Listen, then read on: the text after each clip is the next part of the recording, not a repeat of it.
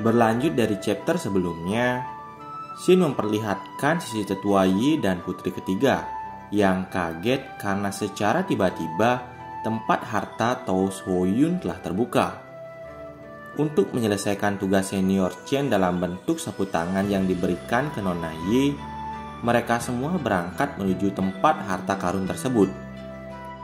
Dalam perjalanannya ke sana, mereka diserang oleh seorang senior yang kuat. Ia bernama Huang Shou, penatua sekte Xuanyun. Tentu, kedatangannya sama dengan mereka untuk mendapatkan harta Taos Hwoyun. Karena kewalahan untuk mengimbangi tetua Huang itu, tetua Yi akhirnya berbicara bahwa ia diperintahkan oleh seorang senior dan pergerakan tetua Huang juga telah di bawah perhatiannya, kata tetua Yi.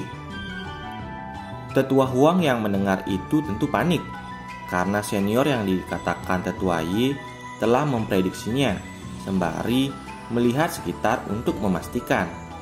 Namun, ia tidak dapat melihat siapapun lagi dengan ranah lebih tinggi. Sontak tetua Huang kesal karena ditipu dan menyerang mereka lagi.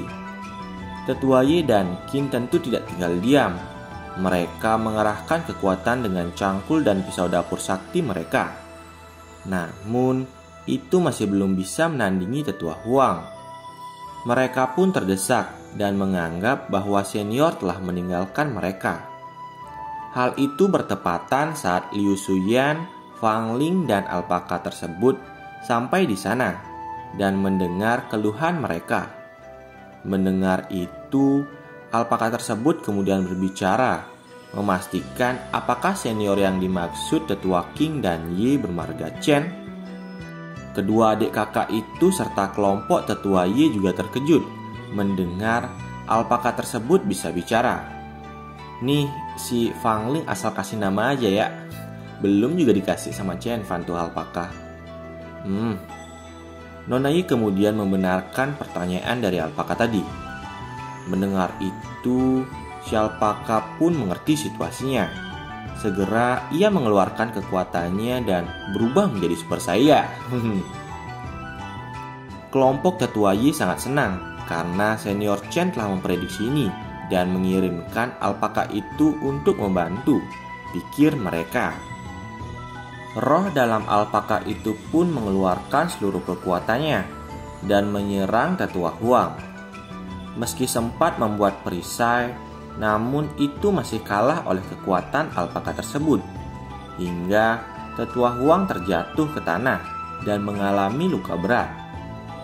Kakak beradik itu sangat terkejut karena masternya dikalahkan dan menduga orang yang membawa alpaka tadi adalah master tersembunyi. Fang Ling yang kasihan segera menghampiri masternya yang akan dibunuh untuk melindunginya. Seketika, roh dalam alpaka itu atau Kaisar Wu menghentikan serangannya dan mode Super Saiyan-nya berhenti. Kaisar Wu sangat panik karena tubuh alpaka ini tidak dapat menahan kekuatannya. Di sisi tetua Huang, ia menganggap bahwa itu adalah pengampunan dari si alpaka, sehingga ia dan Fang Ling bersujud. Agar tidak ketahuan, alpaka atau Dasan itu berkata untuk mengampuni tetua Huang. Tetua Yi kemudian menyapa Dasan itu yang merupakan tunggangan Master Chen. Ia juga menjelaskan bahwa mereka sedang menyelesaikan tugas senior dalam mendapatkan harta Taos Hwoyun. Mendengar itu, Dasan pun mengerti dan mengikuti mereka. Sedangkan di sisi tetua Huang, ia menanyakan bagaimana Fang Ling atau Ling Er bisa menungganginya. Kemudian Ling Er menjelaskan kejadian sebelumnya ke masternya, yang mana itu diikuti dengan kemarahan masternya pada Liu Suyan karena mencuri tunggangan senior, sehingga sekte Xuanyun bisa saja dihancurkan oleh senior itu, pikirnya. Tentu hal itu membuat tetua Huang menangis pasrah. Kasihan bedah. Beralih ke sisi Chen Fan, ia terlihat sangat kelelahan karena harus berjalan jauh menelusuri hutan ke arah tunggangannya dibawa kabur. Ia juga menggerutu tentang dirinya yang tidak bisa berkultivasi. Saat ia menggerutu, tiba-tiba alpakanya muncul dari dalam hutan ke arahnya. Tetua Huang dan muridnya juga menghampiri Chen Fan dengan wajah ketakutan. Ia juga meminta maaf atas perbuatan muridnya. Dari kejauhan, nampak juga Nona Ye yang berjalan ke arah Chen Fan. Kemudian, Ling Er juga meminta maaf ke Chen Fan dengan mata berkaca-kaca. Karena tidak ingin ada masalah, Chen Fan pun membiarkan mereka pergi. Tentu, hal itu membuat mereka senang. Tetua Huang dan Liu Suyan terlihat sangat berterima kasih, guys. Saat Nona Ye dan lainnya telah dekat, Chen Fan bertanya tentang kedua orang asing tersebut. Kemudian, putri ketiga dan pengawalnya memperkenalkan diri mereka. Karena mereka telah berkumpul, Chen Fan menawari Nona Ye dan yang lainnya serta kedua wanita itu untuk makan ke rumahnya. Sesampainya di sana, Putri Zhao atau Xiaozi dan Xin Shui atau Xiaoyin sangat takjub dengan kediaman Chen Fan yang terbalut dengan dao kuat, seperti istana immortal. Kedatangan Chen Fan dan yang lain disambut oleh Xiaoqi. Kemudian, dengan malu-malu Nona Ye memberikan harta Taos Guoyun kepada Chen Fan. Namun, ia kebingungan karena Chen Fan immortal yang ingin merasakan menjadi mortal. Jadi, ia rasa tidak boleh menyebut harta Taos Guoyun padanya. Dalam kebingungannya itu, Chen Fan malah lebih dulu bilang untuk tidak repot-repot membawa hadiah. Adanya kesempatan ngeles, Nona Ye pun bilang kalau itu adalah hadiah balasan atas sapu tangan pemberiannya dulu. Mendengar itu, Chen Fan jadi tersipu, guys. Ia juga berpikir bahwa Nona Ye mungkin menyukainya. Karena di budaya sana itu, saat lelaki dan perempuan bertukar hadiah, itu menandakan kalau mereka saling suka, guys. Jadi, gimana nih kelanjutan percintaan mereka? Akankah benih-benih cinta telah tumbuh atau itu akan hilang oleh bocil loli yang satu frame dengan mereka nih? Makanya terus tonton ya. Di tengah kemesraan mereka itu, si bocil loli nampak kesal dan menyuruh Chen Fan untuk membuka hadiah itu. Setelah itu dibuka, ternyata isinya adalah terpal plastik yang sangat langka pada zaman itu. Dengan santainya, Chen Fan malah minta untuk diberikan lebih karena itu masih mungkin. Sebab bahan pembuatnya adalah sayap ulat sutra giok dan sayap jangkrik. Jadi, Chen Fan bakal gunain itu buat jadi rumah kaca katanya, untuk pertanian. Dan ia ingin untuk membangun kerajaan pertanian di dunia tersebut. Segera ia meminta bantuan Tetua Ye dan Qin untuk merekrut 200 orang dalam waktu 1 bulan. Mendengar permintaan senior, keduanya sangat bersemangat dan menyanggupi permintaan itu. Kemudian, Chen Fan mengajak Nona Ye berbicara berdua. Saat itu, Chen Fan memberikan sebuah liontin giok kepada Nona Ye. Jadi, Chen Fan ingin memastikan, guys, apakah Nona Ye benar-benar suka dengannya atau tidak. Jika Nona Ye memberikan hadiah balasan atas liontin itu, fix Nona Ye suka dengan Chen Fan, pikirnya begitu. Nona Ye yang diberi hadiah giok kebingungan karena itu tidak terlihat seperti hal yang istimewa. Terlebih, tidak terlihat ada pola dao di dalamnya. Kemudian, ia menanyakan arti dari liontin itu kepada Chen Fan. Chen Fan kemudian menjelaskan bahwa itu diukir sendiri dengan keinginan seni bela diri. Juga itu adalah hadiah paling berharga yang bisa diberikannya sekarang. Mendengar itu, Nona Ye berpersepsi lain bahwa Senior ingin ia lebih keras lagi untuk berkultivasi. Meskipun begitu, ia tetap memakai leontinit tersebut karena itu pemberian dari senior Chen. Si Chen Fan sampai mimisan dong. Sebenarnya Mimin juga mimisan sih. Sin kemudian berpindah ke halaman belakang yang mana si kuda menggerutu ke alpaka bahwa itu adalah tempatnya. Namun, alpaka itu malah menantangnya karena kekuatannya lebih tinggi dari si kuda. Kuda itu pun memberikan rumputnya sebagai penghormatan ke senior alpakanya. Saat alpaka itu makan, ia merasa rumputnya amis. Segera, si kuda menjelaskan bahwa senior anjing dan gagak tadi juga memakannya. Mendengar itu, si alpaka langsung memuntahkannya lagi, guys. Setelah kembali dari kediaman Chen Fan, mereka sedikit berdiskusi yang mana Tetua Ye dan Qin akan berpencar untuk mengumpulkan pekerja dari negara Qiling dan Juao. Sedangkan untuk putri ketiga dan Yin Shui akan mengikuti perintah senior, kata Tetua Ye. Jadi, sebelumnya Yin Shui dan putri ketiga ini mengajukan diri untuk melakukan pekerjaan bagi Chen Fan. Karena tidak enak hati, Chen Fan pun mengiyakan untuk mereka membantu beres-beres rumah. Setelah putri ketiga dan Yin Shui pergi, Tetua Ye menceramahi anaknya karena terlalu berpuas diri dalam melayani senior Chen. Nona Yi sedih karena mungkin itu yang membuat senior Chen hanya memberikannya giok biasa, pikirnya. Sesaat kemudian, tiba-tiba Tetua Huang muncul dari belakang dan berlutut ke Tetua Ye untuk diberikan kesempatan juga dalam mengerjakan tugas dari senior Chen. Tanpa pikir panjang, Tetua Ye mengiyakannya dan menugaskan Tetua Huang untuk membantu putrinya Ye Qingwu dalam mendapatkan sayap jangkrik dari sekte Huan Yun atas permintaan senior Chen.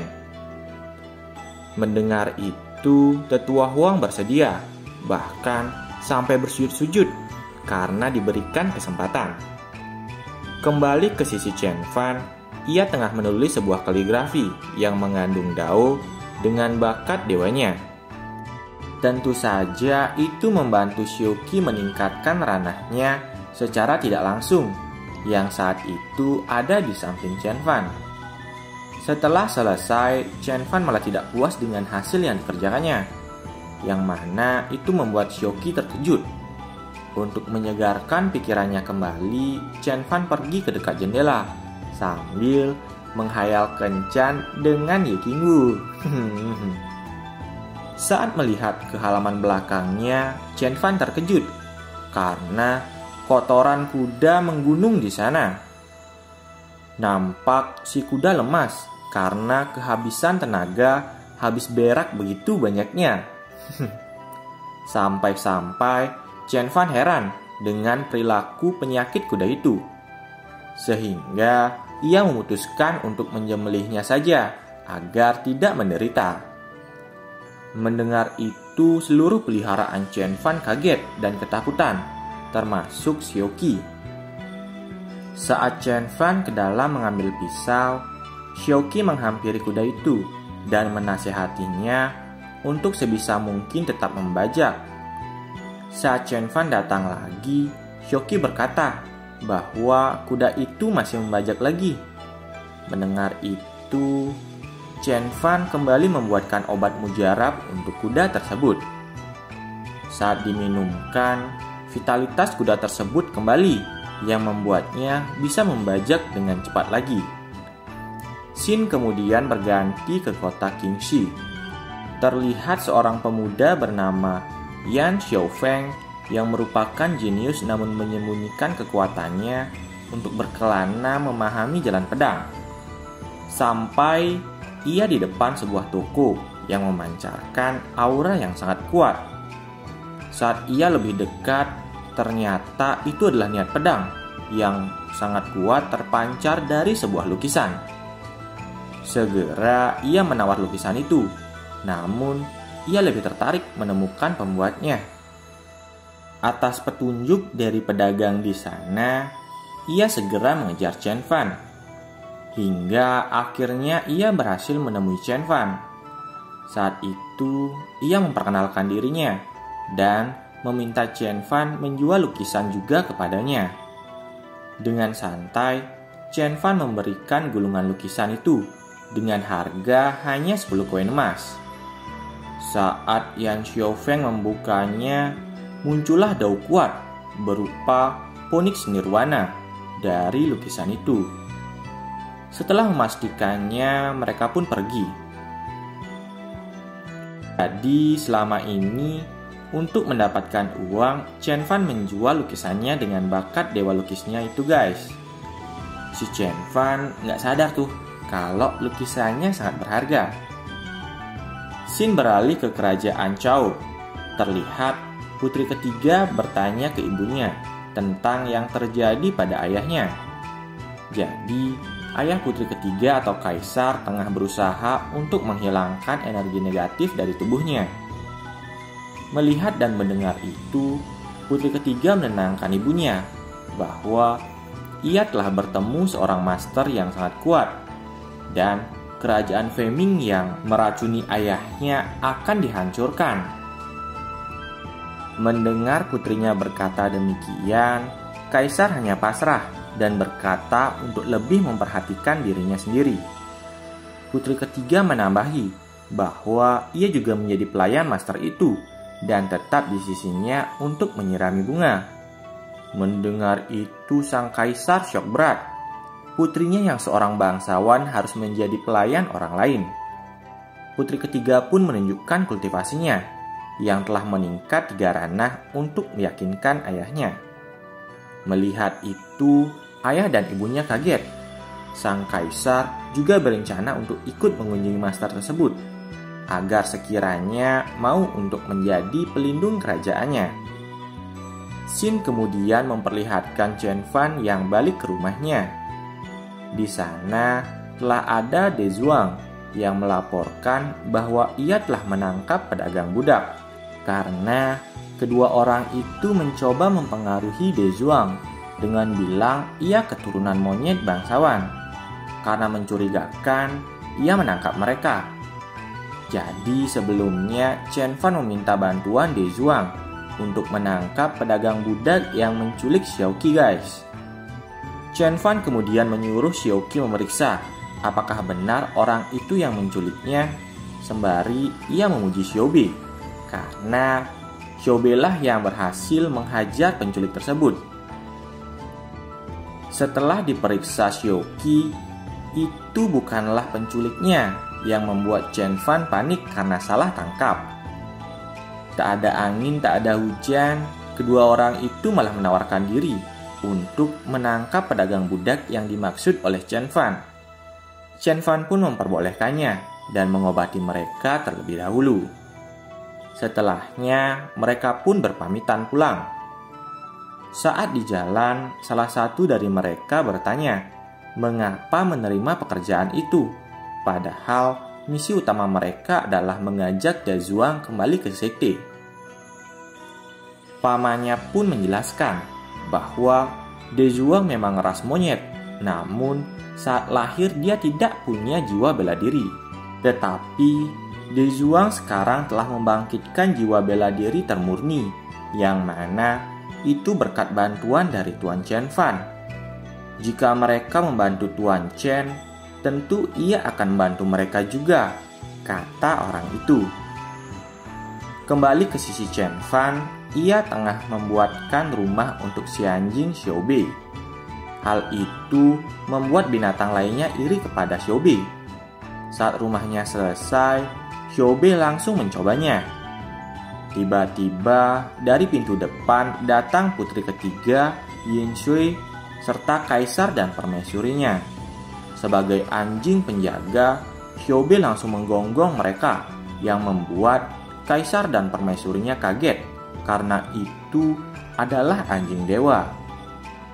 Xiaobi bahkan menggigit kaisar, yang membuat Chen Fan panik dan segera membantunya juga meminta maaf. Mereka pun diajak untuk minum teh sembari Chen Fan menjelaskan bahwa putri ketiga dan Yin Shui bisa mulai bekerja merawat ternak. Saat minum teh itu, Kaisar merasakan energi besar masuk ke tubuhnya yang menyembuhkan lukanya dan menaikkan ranahnya. Chen Fan kemudian memberikan sabit pada putri ketiga dan Yin Shui. Sebelum bekerja, putri ketiga meminta izin untuk mengantarkan kedua orang tuanya pulang. BTW, mereka nggak bilang ya ke Chen Fan kalau mereka itu bangsawan. Saat di jalan pulang, Kaisar bertanya tentang tingkah putrinya, yang saat itu juga putrinya meledak-ledak karena kesal dengan ayahnya.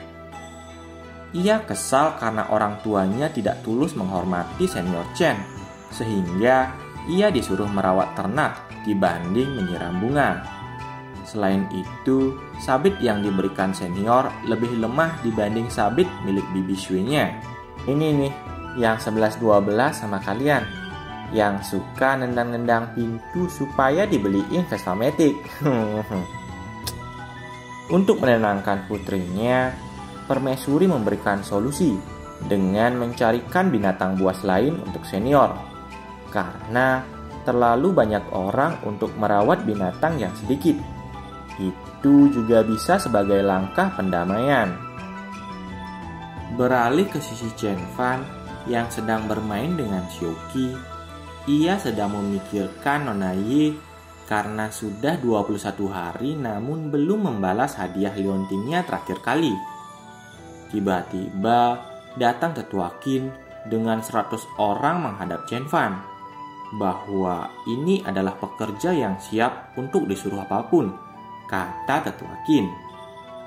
Chen Fan pun menyuruh Tetua Qin untuk masuk dan akan menugaskan orang-orang tersebut. Kemudian, Chen Fan menghampiri putri ketiga dan bibi Shui. Ia mengganti tugas mereka menjadi menyapu halaman dan menyirami tanaman. Mendengar itu, mereka sangat gembira. Bibi Shui akan menyapu ke segala arah dan putri ketiga menyirami gunung dan sungai. Begitu pikir mereka harapan baik dari senior. Sesaat kemudian, Bibi Shui sadar dan berkata bahwa tugas penting seperti menyirami gunung dan sungai hanya ratu atau istri yang memenuhi syarat untuk itu. Putri ketiga pun tersipu malu. Hewan Chen Fan yang mendengar itu segera mendekati putri ketiga dan menyembahnya sebagai istri masa depan masternya. Chen Fan kemudian memanggil putri ketiga untuk ikut ke ruang baca. Mendengar itu, putri sudah memikirkan yang aneh-aneh saja. Saat di dalam, Chen Fan bertanya ke putri ketiga atau Xiaozi. Jika seseorang yang kamu suka memberimu hadiah, bagaimana reaksimu? Tanya Chen Fan. Chen Fan kayaknya tanya ke Xiaozi untuk memastikan deh perasaannya ke Nona Ye. Tapi malah si Nona Zi nih yang baper. Jadi apakah mereka akan menjadi cinta segitiga? Atau Chen Fan akan membentuk haremnya? Jadi kita nantikan aja ya guys di chapter selanjutnya. Bye-bye.